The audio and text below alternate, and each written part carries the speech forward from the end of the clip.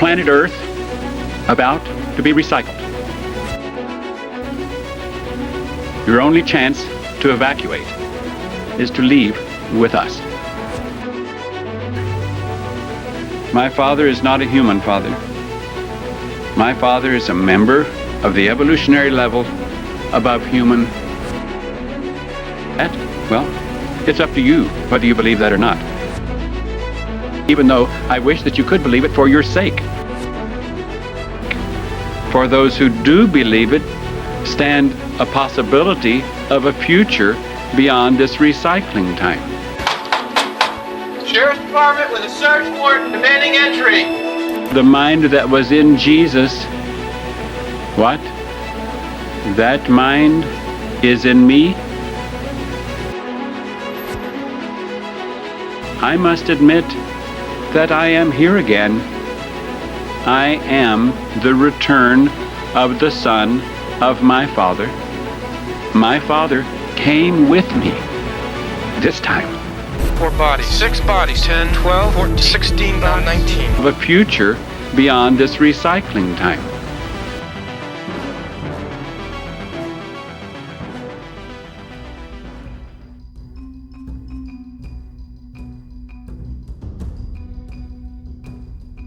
On March 26, 1997, an anonymous 911 call would lead deputies from the San Diego County Sheriff's Department to a quiet mansion in Rancho Santa Fe, California. Sheriff's Department with a search warrant demanding entry. Inside, they would find 39 bodies, each dressed in identical black uniforms, each wearing brand new matching Nike sneakers, and each lying neatly on a bunk bed, faces covered with purple shrouds. Next to each of the bodies, a bag containing a few dollars and a form of identification was carefully placed. No panic and no chaos, because these victims believed they had ascended to a higher state of being by killing their human containers to board a spacecraft trailing behind a comet as it passed Earth. This would go on to become the largest group suicide involving U.S. citizens since the 1978 mass suicide of 913 Americans in Jonestown, Guyana. But this story didn't begin in 1997. It began decades earlier, with a man who believed he was chosen.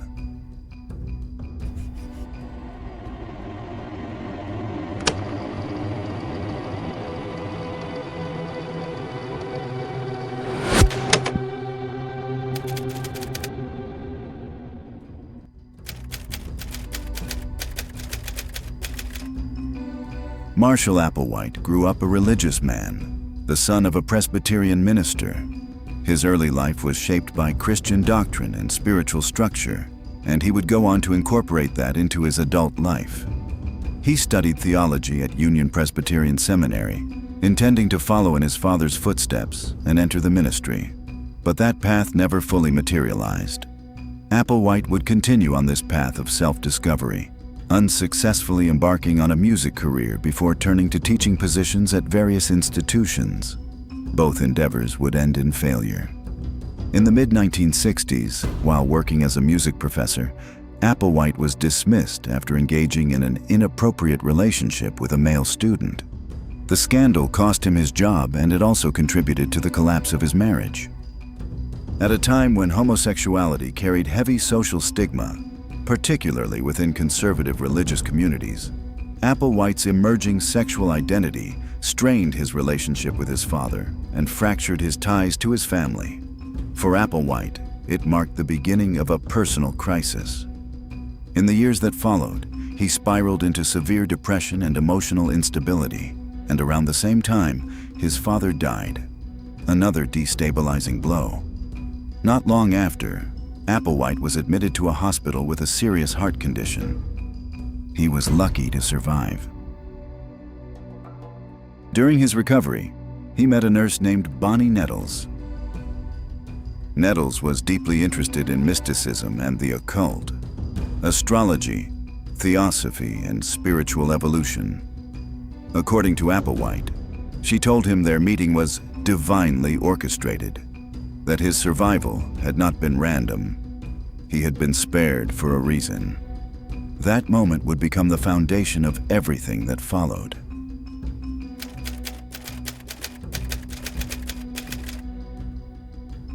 In the months following their meeting, Marshall Applewhite and Bonnie Nettles began spending nearly all of their time together.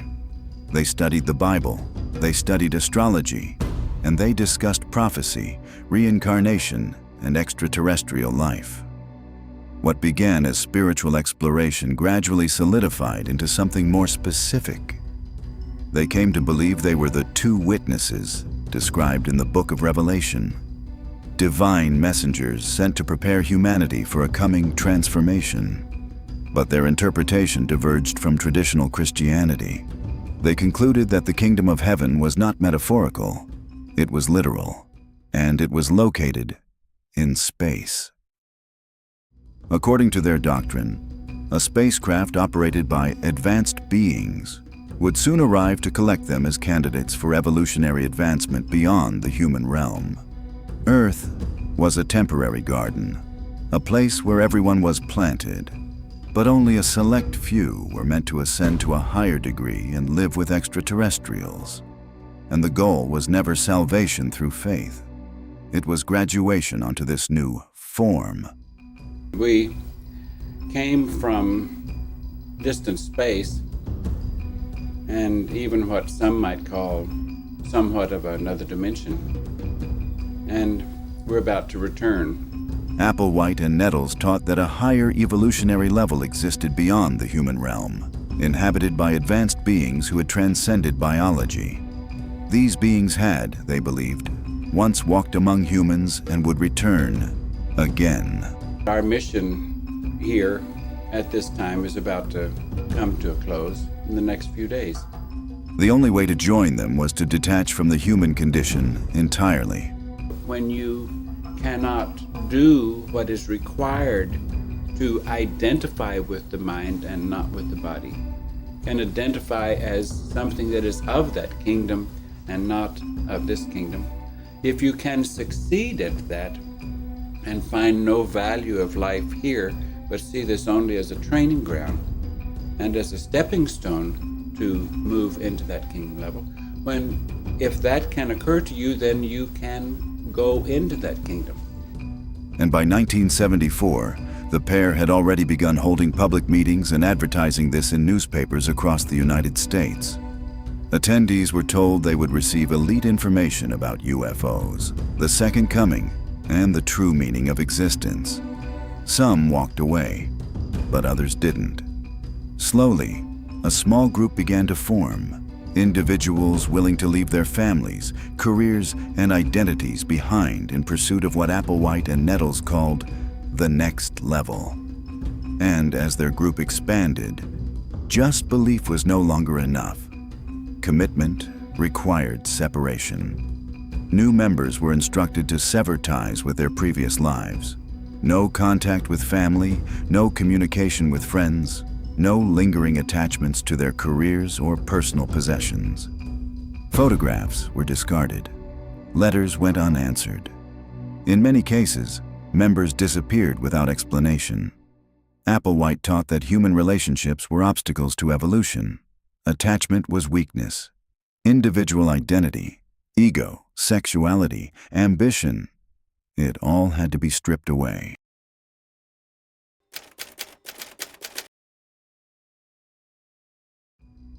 They adopted new names, dressed alike, ate the same meals, and slept on identical bunk beds. Daily life was structured, scheduled, and monitored. But not just that. Personal pronouns were minimized, and emotional expression was strongly discouraged to achieve this new state of being. Romantic and sexual relationships were strictly forbidden. And over time, like in every cult, the group stopped seeing themselves as individuals at all. They became trainees, candidates preparing for departure from this earth into a heaven they were so sweetly promised. And they would go on like this for years, their rejection of human nature becoming increasingly literal. As they said, in quotes, "We do, in all honesty, hate this world." Sexuality in particular was viewed as one of the greatest obstacles to ascension. desire was considered one of the worst biological traps, the lingering evidence that a person was still attached to their humanity. So to counter this, celibacy became mandatory, and still for some, that still wasn't considered enough. So in the mid-1990s, the group made a unanimous decision and several male members, including Marshall Applewhite himself, voluntarily underwent surgical castration. The procedures were arranged discreetly, stripping these members of any life outside the cult. The decision was described internally as a step toward purity, a way to eliminate what Applewhite referred to as human-level impulses. And by this point, the group's transformation was nearly complete. They had relinquished their names, their possessions, their families, and now, in some cases, even their biological functions. All that remained was the hope and promise of a spacecraft they had all willingly given their lives to. Members had pooled their financial resources upon joining. Savings accounts had been emptied, inheritances were surrendered, and paychecks were turned over to the collective. Everyone had gone all in. And from that point forward, there was no personal income, no money for personal emergencies, only group funds. The cult supported themselves through a small but surprisingly successful web design business called Higher Source, banking on the collective skills of a number of members. In the early days of the commercial internet, they built websites for clients, managed online projects, and quietly developed technical skills that allowed them to operate almost entirely online. It was disciplined, legitimate work, and it earned them the title of the first internet cult. The income allowed them to rent large homes in quiet, upper-middle-class neighborhoods, places where uniformity and privacy helped them blend in. The Rancho Santa Fe mansion they would later occupy was not owned by them, but leased under ordinary circumstances. Inside these homes, life was intensely regimented. Waking, sleeping, meals, and work were scheduled down to the hour. Literally, everything that you do throughout the day, every day, day after day, is prescribed down to the minute.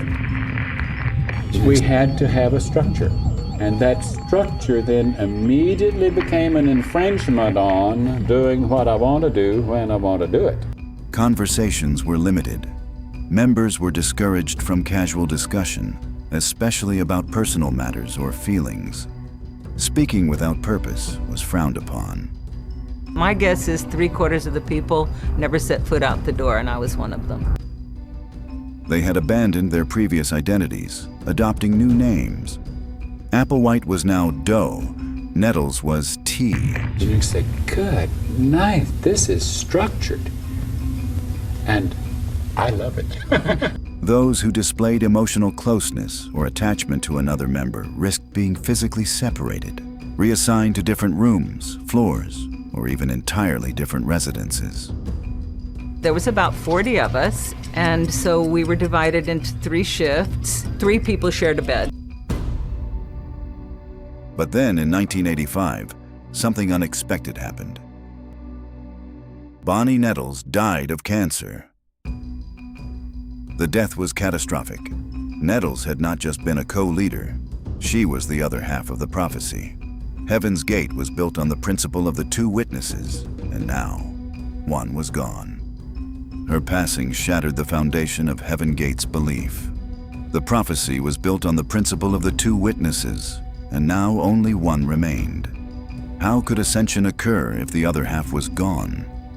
For the first time, the group faced an anomaly that could not be explained away. Their shared belief system, once balanced between 2 messengers, now rested entirely on Applewhite. For him, the loss was personal and destabilizing. For the first time since the beginning, Marshall Applewhite didn't know what to believe. So he decided the only explanation now graspable to him was that Nettles had passed on to become a god. That's right. Applewhite told the group that Nettles had traveled to the next level because she possessed too much energy to remain on Earth, abandoning her body to make the journey. And surprisingly, this explanation was easily accepted by many followers. However, for Applewhite himself, the story remained insufficient. He sank into a deep depression, haunted by the absence of the partner who had once balanced him, his co-founder. He claimed to his followers that Nettles still communicated with him, yet he suffered through a crisis of faith. Regularly, the followers are called to meetings so that Doe can pass on telepathic messages received from space, from the next level of existence. In private, he oscillated between despair and determination. One day even, in an effort to maintain unity, Applewhite decided to organize a ceremony in which he symbolically married all his followers. Wow. Following this, Applewhite then told his followers that he had been left behind by Nettles because he still had more to learn. Since T is in the next level and no longer occupying a human vehicle, then sometimes when I ask T questions, I may not get an immediate answer, and I might get an answer a little later. I may get an answer days later or months later, depending upon the question. Sometimes I may not get an answer at all. In this reframing, Nettles now occupied a higher spiritual role than he did. And over time, he began identifying her as the Father, often referring to her with male pronouns. My Father came with me this time. Further elevating her presence in the doctrine, even in death. My Father is not a human father. My Father is a member of the evolutionary level above human. This reconfiguration of belief allowed Applewhite to restore the group's focus, laying the foundation for the next stage, the anticipation of the well-renowned spaceship to heaven. Killer comet of the century. Comet Hale-Bopp is hurtling through the inner solar system, a flying mountain of ice 40 miles across. As it approaches the sun, it should get brighter and brighter. The comet has been racing past the planets, approaching the Earth from deep space, a visitor from the cold, dark outer reaches of the solar system. Even seen from hundreds of millions of miles away, it was very bright for its distance. Since then, it's got steadily brighter. This was all over the news. And when it reached Applewhite's ears, he was ecstatic. His doctrine had been right all along. Applewhite saw it and, naturally, interpreted it as a literal spacecraft trailing behind, ready to whisk him and his followers off the planet.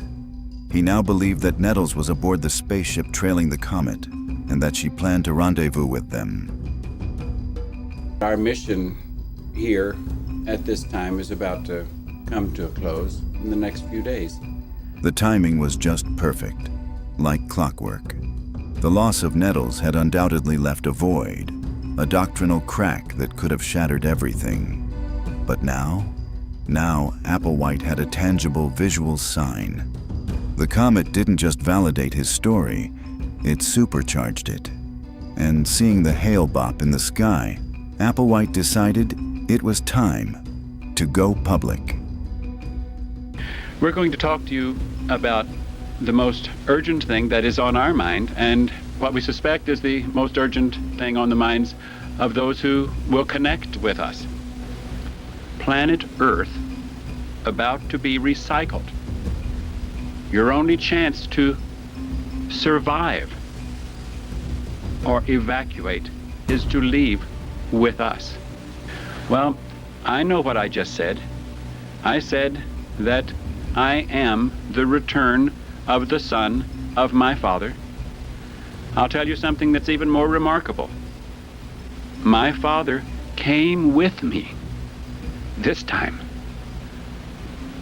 Came in the early 70s, took on a human form, an adult human form, helped me get in an adult human form in the early 70s, and we together helped those who came with us that were also here 2,000 years ago get in the bodies that they were wearing so that they could rid themselves of human behavior, human activity, human thinking, so that they could be ready to move into the kingdom of heaven or the evolutionary level above human.